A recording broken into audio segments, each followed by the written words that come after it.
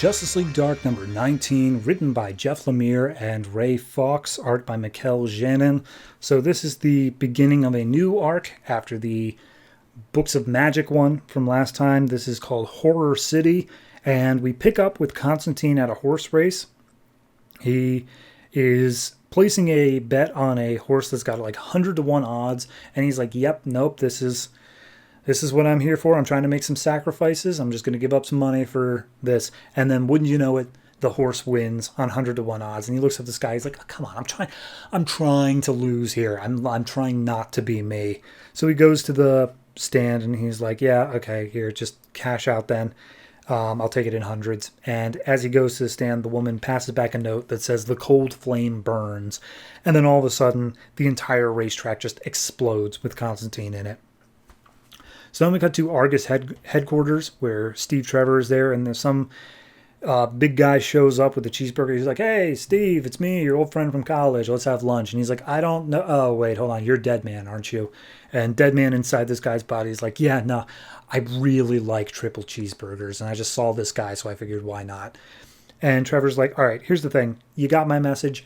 I want you to spy on the Justice League Dark for me. I want you to be like the informant for us. And he's like, yeah, we really hate the name Justice League Dark. It doesn't really make any sense with our characters, but why would I help you? And Trevor basically says, like, if you help me, I will get you into the Justice League of America. And he's like, JLA, like, oh, what do I, oh, hold on, I'm getting a psychic thing. Peace, I'm out. And so he flies away, and Trevor's like, God damn, fine, whatever, just be back.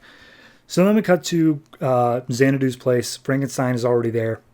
And she's like, hey, Frankenstein, if you just wait like 30 seconds, Dead Man will show up. And then in like 2 more minutes, Constantine will show up with the big news. And Frankenstein's like, that's really creepy that you do that. I'm not a huge fan of that.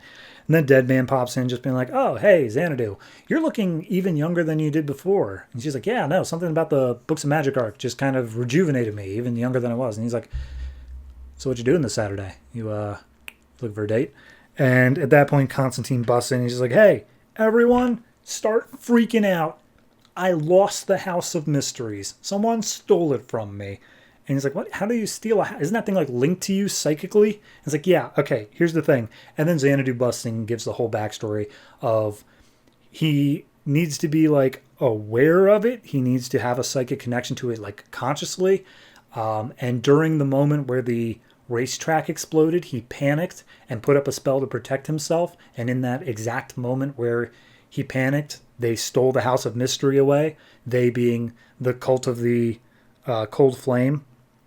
And Xanadu says, and you need to get it back within 24 hours or else you lose it forever, right? And John's like, yeah, that's everything. Thanks, Xanadu. Real helpful.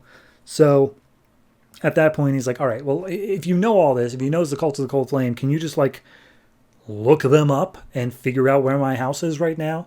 And Xanadu's like, no, I can't. It's all a bit blurry. I can't see that far. And he's like, all right, cool, great. Well, here's the thing. The house is still made of wood. And if there's one guy I know that can track down wood, it's Swamp Thing. I'm going to summon him real quick. And so he draws a circle and summons Swamp Thing. And he's like, oh, Jesus, that hurt. Who summoned me? Constantine's like, hi, it was me. Can you find my house? And he's like, I swear to God, Constantine, you're a dick. Why would I ever help you? And he's like, because, like, if this cult controls the House of Mystery, they can cause an apocalyptic level of horror. So maybe find that for me. And Swamp Thing looks over at Frankenstein. He's like, hey, Frankenstein, in my Rot World event, me and you were friends, but that was in an alternate future that didn't happen. So if you vouch for Constantine, I'll believe you. And Frankenstein's like,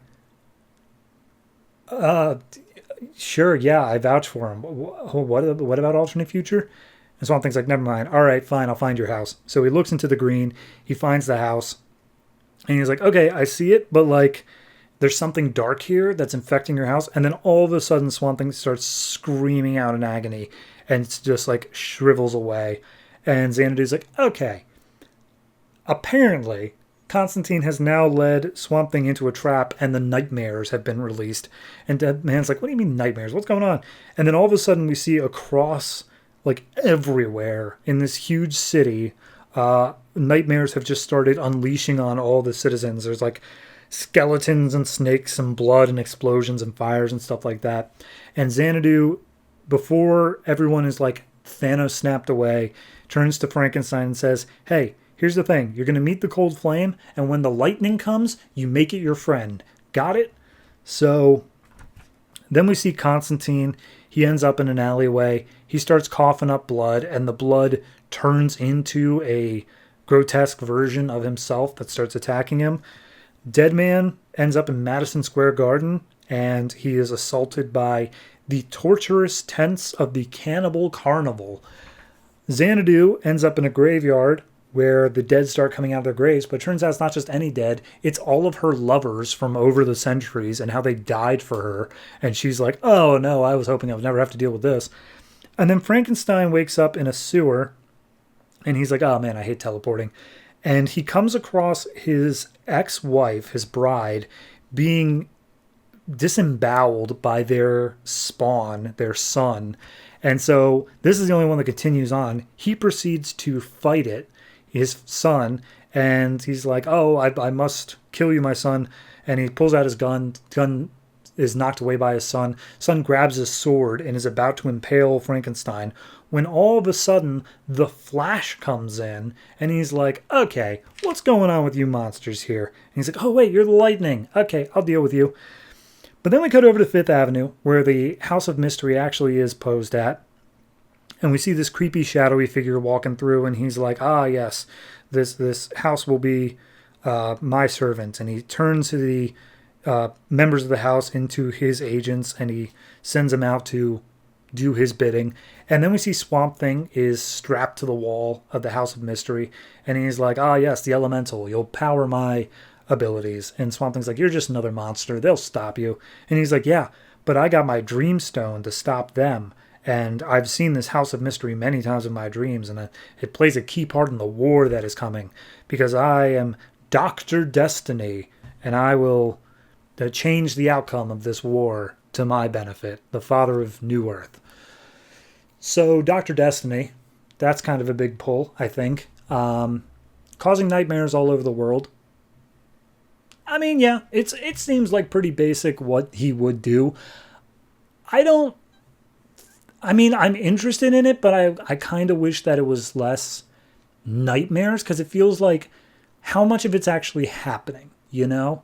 Because they get teleported and they're having to face down their stuff, so maybe it is real. Because, I mean, the Flash is there, so it makes sense that it's real. But at the same time, it also feels like one of those things that's so hypermassive that it can't possibly stick. I don't know. I just want to see what's actually going to come out of it. So overall, I'm going to give this one I'll give it just a flat 7 for now.